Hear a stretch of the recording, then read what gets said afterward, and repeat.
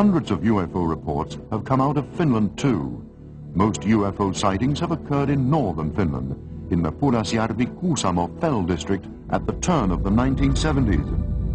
An incident that occurred at Nivala in northern Finland in August 1993 amazed UFO researchers.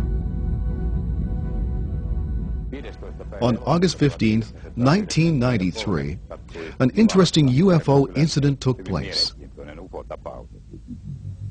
A 73-year-old woman saw a red light from her back window.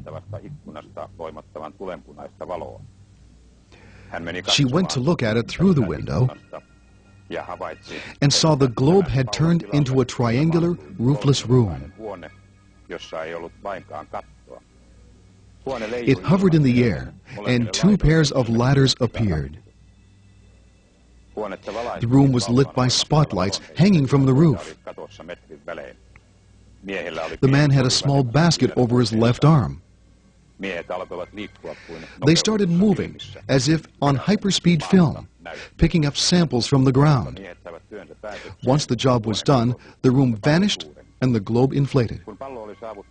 Once its normal size, it vanished.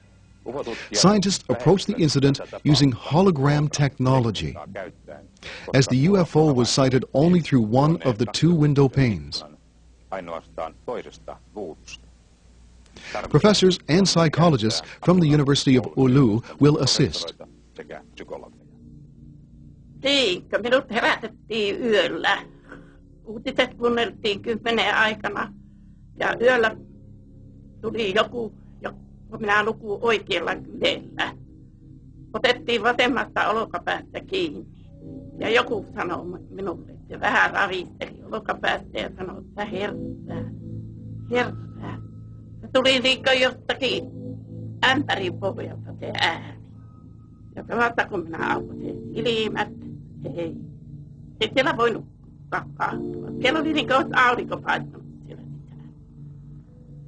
Ja kun minä tuun tuossa kynnyksen tykönä, niin minä katson tuonne mehtää tuossa.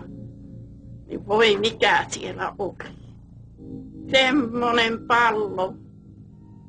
Minä huusin minun siskolle tuonne sänkyhuoneeseen, että tuo hyvä lähden kahtoon, mikä täällä on. Näetkö sä samanlaisen, minkä minä? Ja jos tuo on kuu, niin silloin se on puonut ratalta alas. Ja jos se vielä puoli metriä, se oli niin kuin 3 metriä maasta yläpuolella.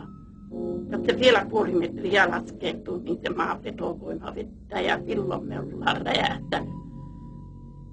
Ja meitä ei ole varmaan aamulla yllällä enää, eikä niitä taida täällä enää ollakaan. Mä sanoin siskolle sitten, kun siltä niin rupesi nukuttamaan, se 10 minuuttia siinä kahtoi. Mä sanoin, että vaan nyt kädet kumminkin riski, että meitä ei taida enää aamulla täällä olla. Ja se oli ihmeellinen paikka se, että minä silloin rupesi niin väsyttämään niin, että tuntui, että minun silmät menee väkisellä umpeen jo silloin illalla, aivan siinä 8:30 maissa. Ja minähän panin nukkumaan, niin sisko tulee sitten herättämään 1:30 aikana, että tuu kahtoo, että mikä tuolla on tuolla niin metässä. No, että onko se kuu vai mikä se oikein on. Ja minä kuulin sitten ja mä sanoin, että ei tuo kuu ole, että se on niin kirkas niin, että eihän siihen niin voi kahtuakaan. Ja sitten mä pistin vasemman käden näin jotenkin siihen, että kun tuntui, että silmiä on, ja se oli semmoista. Niin parin päivän päästä rupesi sitten nouseen sitten tähän semmoinen 10 senttiä, niin semmoinen palovamma. Ja sitten mä lähdin, kun se tuntuu vaan, että se kuumentaa niin kovasti, niin mä lähdin sitten tuonne Nivalan terveyskeskukseen ja mä olin siellä Tikkaraselle, sai ajaa. Ja Tikkarainen sanoi, että onko sinua joku pistänyt tuohon. Mä sanoin, että ei siihen ole mikään pistänyt.